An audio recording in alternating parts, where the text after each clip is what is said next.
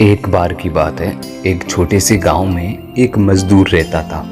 वो रोज मिट्टी खोद कर निकालता और अपने गद्दे पर लादता और उसे बेच दिया करता था। एक बार जब वो मजदूर मिट्टी खोद रहा था तो मिट्टी खोदते खोदते उसे उस मिट्टी में से एक कीमती हीरा मिलता है। लेकिन उस मजदूर को नहीं पता कि वो बहुत ही कीमती हीरा है, तो उसने उस हीरे को अपने गद्दे के गले में बांध दिया। लेकिन जब वो गांव से अपने गद्दे को लेकर जा रहा था तो एक सेठ जी थे उसी गांव के, जो उस गांव में छोटी सी किराने की दुकान चलाते थे।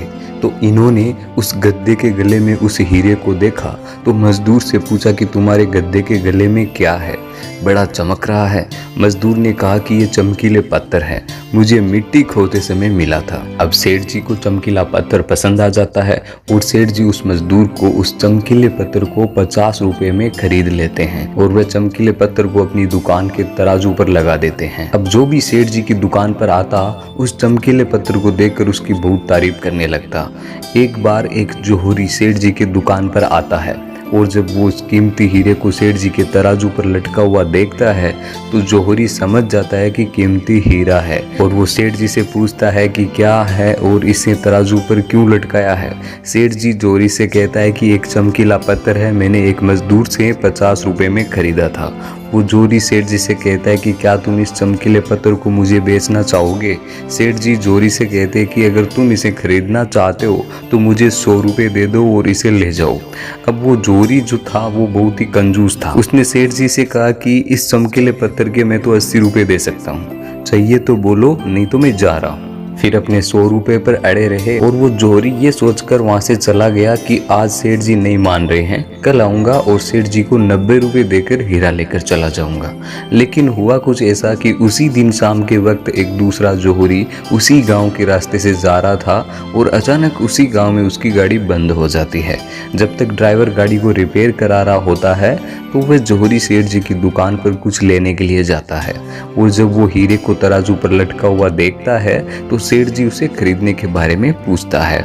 सेठ जी भी उसे वही कहते हैं कि भाई 50 में लिया था, आपको 100 रुपए में दे दूंगा। अब वो जोहरी बहुत ही होशियार था, उसने 1 सेकंड भी नहीं लगाया और तुरंत सेठ जी को 100 रुपए देकर वो हीरा लेकर वहां से चला गया।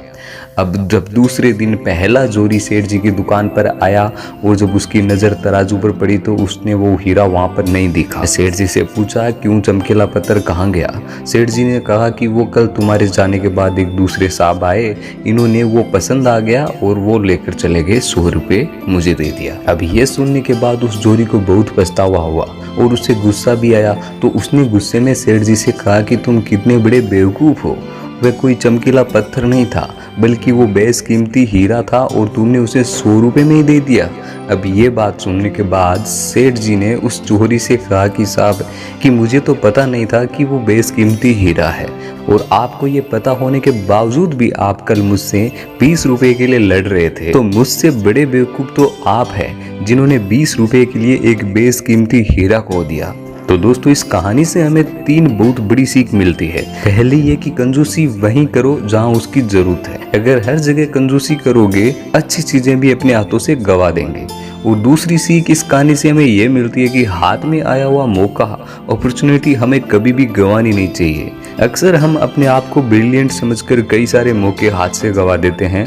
और तीसरी सीख हमें ये मिलती है इस कहानी से कि कभी भी काम को कल पर मत डालो। और दोस्तों हमारे बीच एक कहावत भी है कि कल करे सो आज करे और आज करे सो अब। दोस्तों सही समय कभी नहीं आता, जो आज है यही समय है। दोस्तों इस कहानी को आप और लोगों तक पहुंचाना चाहते हैं तो उसे अपने दोस्तों के साथ शेयर करें। वीडियो में कुछ पसंद आया वीडियो को लाइक और चैनल को सब्सक्राइब करें।